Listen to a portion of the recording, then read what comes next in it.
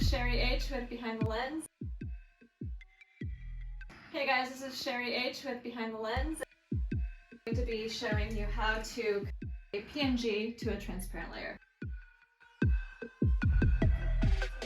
You're opened up in the Photoshop. You're going to go down to your mode and click on RGB color. Make sure you're in that mode. And once you're in that mode, you're going to go over to your tools and find your background removal tool. And once you have that selected, you're going to click on remove background. And once you click on remove background, that should remove the background from your image. And it should show transparency. And then once it shows that, you just go up to your file, you save as, and you want to make sure that your format is selected as a PNG, and then you can save it wherever you would like on your computer. Click save. Make sure the file is large.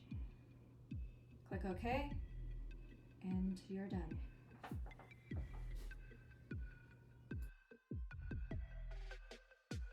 And thanks for watching. Sheri H with Behind the Lens.